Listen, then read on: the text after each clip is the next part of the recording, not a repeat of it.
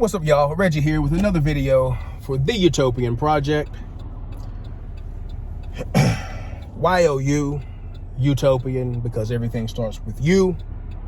You have to be the change you wish to see in the world, otherwise you're kind of a hypocrite. So that includes me too. I have to start with my own thinking, my own mind. So with this video, I want to talk about logical fallacy, like one of my, I wouldn't say favorite topics, but it's a favorite topic to discuss.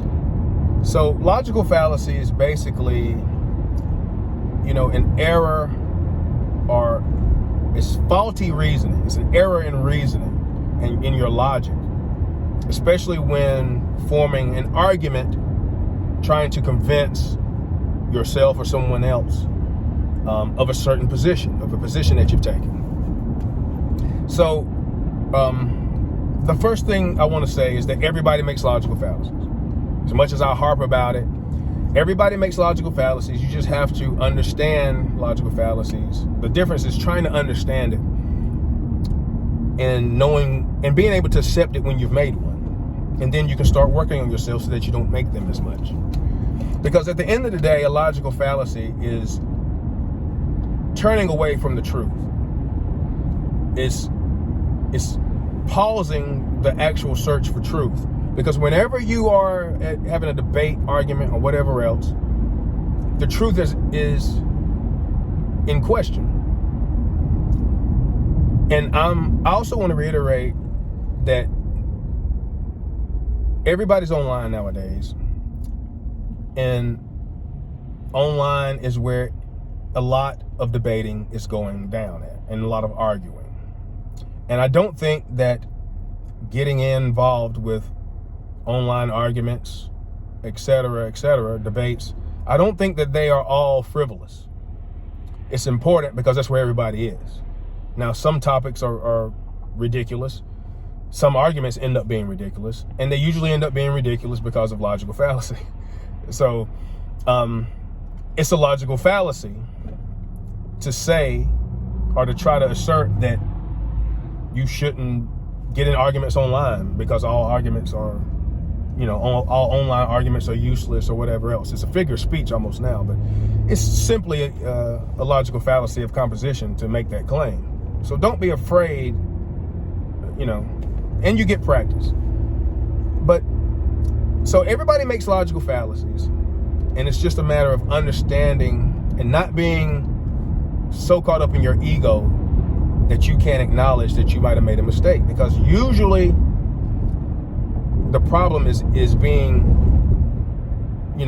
too wrapped up in your own ego and trying to win and make yourself feel good as opposed to searching for the truth. And it's easy to do for the lesser trained individual. It's easy to do because it's easy for a person to feel like another person is attacking them or thinks less of them or thinks a certain way about them because they don't agree with the point that they made or a position that they stand on.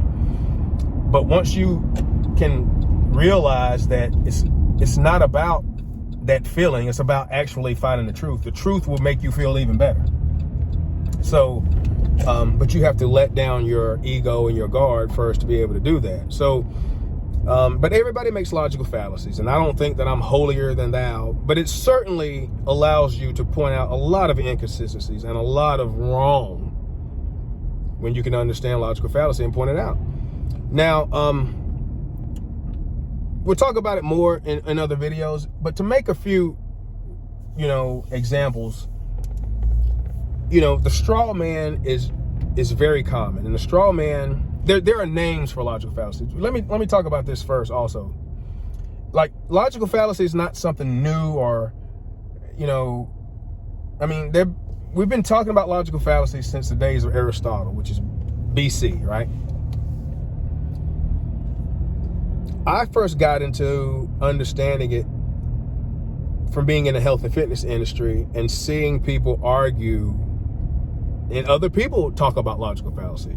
It was these other people bringing up the term logical fallacy. But seeing people argue, obviously, about the insulin theory bullcrap and the lame doctors, charlatans, and other marketing, money-grubbing pieces of, you know what, watching them argue and debate, you know, the insulin theory versus the fact of calories in, calories out, et cetera, and just other things in the health and fitness industry. So I started, you know, understanding and getting involved, you know, with understanding these things then years ago, and just, you know, incorporated it into my life and into other things, and literally just seeing it pretty much everywhere that it occurs, if I desire or whatever. So, but it's nothing new. You can take college courses on logical fallacy. Thomas Sowell wrote a whole book full of a gazillion references. The whole book is about logical fallacy. Thomas Sowell is one of my mentors, right? So, I think he's written like 25 plus books. But anyway, look up that name if you're not familiar. So, you know, it's nothing new. We all make logical fallacies. But, so anyway, for a few examples, right? You have the straw man, right? And there's lists of different names for the different types of fallacies that people play. And then some examples in your day-to-day life will cross over, and it might be 2 or 3 different fallacies that you could name. But anyway, so the straw man is one of the most common ones because it's easy to make, right? Straw man because it's a fake man, like a scarecrow, stuffed with straw. Just like a straw man buyer in real estate, which is usually illegal, but it's not always illegal, so to speak. So, you know, allegedly. So it's a fake man. It's a fake argument. So when you make a straw man fallacy, you're creating a fake point. You're creating a fake argument. You're basically putting words in someone's mouth, so to speak, or something similar. But you're moving to a similar argument that looks and feels like the point that was being made. But when you look upon it, examine it a little closer, it's not a real man, it's stuffed with straw. It's not the same argument. So for instance, and I think I've seen this argument, this example online, you know, cats and dogs, right? Which is also, well, anyway. So, you know, I have 2 cats. So if I say, man, I really love my 2 cats, you don't have to do as much work as you do with dogs for, you know, they take care of themselves, blah, blah, blah, blah, blah. And if somebody were to say, well, dang, Reggie, I didn't know you hated dogs. That's a straw man. You know, it's also kind of a little bit of a false choice, but anyway, I'll get to that.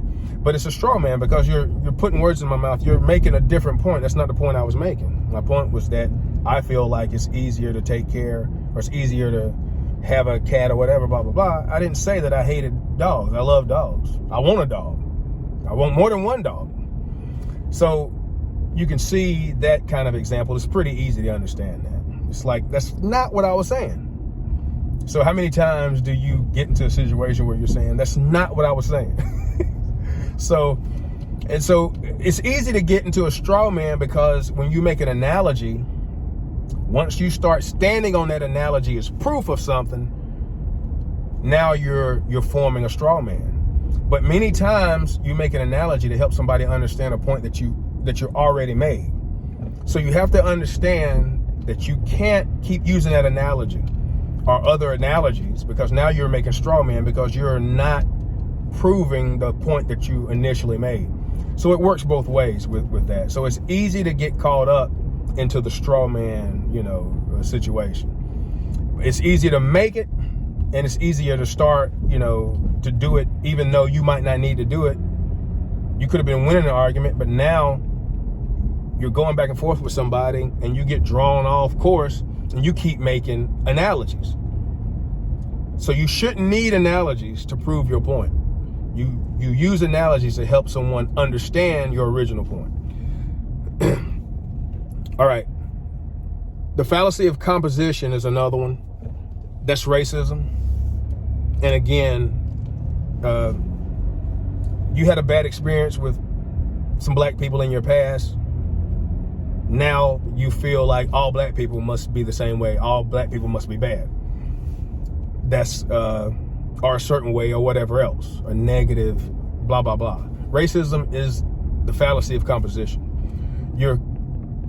The composition of the subject matter, black people, you're saying is equal to a smaller part. So, and that's just not true. Pretty easy to understand, right? So, what's another one I wanted to talk about? Oh, false choice, false dilemma. False equivalency sometimes. False equivalency is when you're trying to make two things, you're trying to make apples be oranges. I mean, it's pretty easy to spot. Sometimes it's not easy to spot.